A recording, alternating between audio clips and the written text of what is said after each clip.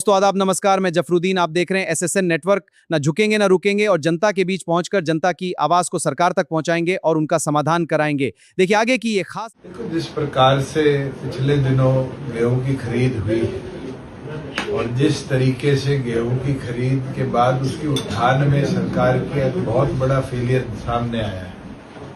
सरकार ने आंकड़े तो दे दिए कि 80 लाख मीट्रिक टन से ज्यादा गेहूं आया, मगर वहीं अगर हम उठाकर देखें तो इस बार हरियाणा के अंदर गेहूं की जो बुआई थी और जो फाल था वो कम था। सरकार ने टेक्नोलॉजी तो बड़ी इस्तेमाल करी, जैसे फिंगरप्रिंट्स भी लिए, गेट पास भी डिजिटल काटे, मगर इसके पीछे भी एक बहुत बड़ी गड़बड़ है और जल्द तथ्यों के साथ वो भी सैनी साहब को बताने का काम करेंगे कि किस तरीके से 100 फिंगरप्रिंट एक ही आदमी के अलग अलग थड़ी खरीदने पे लगाए गए। मुख्यमंत्री के नेतृत्व में इस प्रदेश में जो लूट मचाई जा रही है वो किसी से छुपी तो है नहीं। आपने खुद देखा आईडीएफसी बैंक से में, कोटक बैंक में, वो न्यू बैंक में किस तरीके से करोड़ों रुपए हरियाणा के खाए गए। आज तो कह देते हैं पैसा वापिस आ गया। अगर पैसा वापिस आ गया तो फिर 2 आईएएस सस्पेंड क्यों करे? 6 के खिलाफ सीबीआई ने इंक्वायरी की मांग क्यों करी? मुख्यमंत्री फाइनेंस मिनिस्टर है, अगर उनके मंत्रालय ने आदेश जारी करे प्राइवेट बैंकों को पैसा देने के लिए, तो क्या स्वयं मुख्यमंत्री इस चीज के लिए जिम्मेवार नहीं है?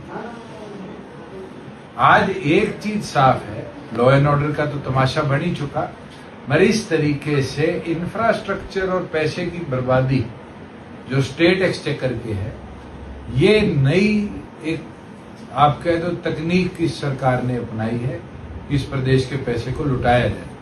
और मैं ये तथ्यों के साथ आपको बता दूंगा कि 10 लाख से ज्यादा मैट्रिक टन इस बार हरियाणा के परचेज के अंदर उत्तर प्रदेश के लोगों का है।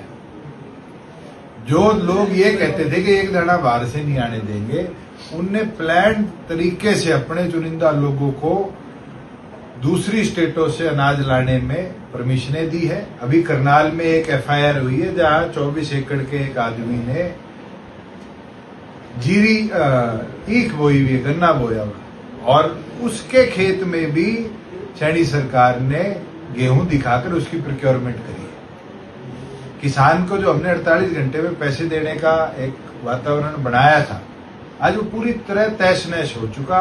एक महीना हो गया किसान की गेहूं मंडियों में, परचेज सेंटरों में या ओपन फील्ड में पड़ी है। सरकार के पास लिफ्टिंग की व्यवस्था नहीं है। ये तो मार दिए ठेकेदारों को कि तुम्हारे हर ट्रक का ओटीपी आएगा गेट पास के साथ, रिसीविंग पे ओटीपी आएगा। ओटीपी का जोर दे रखा है, ना कि व्यवस्था बनाने का। दूसरी ओर पर पूरे हरियाणा प्रदेश के सफाई कर्मचारी आज धरने पर है। यूपी के अंदर मिनिमम वेज बढ़ाया है, उनकी भी मांग है कि आपने और अधिकारियों की 8वीं वेतन आयोग लागू कर दी, आप इनके अंदर भी 8वीं वेतन आयोग लागू करो। मगर दिखता है सरकार की मंशा नहीं है। पैरेलली उनको कमजोर करने के लिए आज स्टेटमेंट दे दी कि हम ऑल्टरनेट रास्ता निकालेंगे। जो लोग आपके पास एम्प्लॉयड है उनके वेलफेयर के बारे में तो सरकार को सोचना चाहिए। और मुख्यमंत्री के पास 2 ही काम है, या तो दिल्ली भ्रमण या फिर पंजाब, बंगाल, असम, अलग अलग स्टेटों में जाकर भ्रमण करे। इस प्रदेश के आम नागरिक की उनको चिंता है।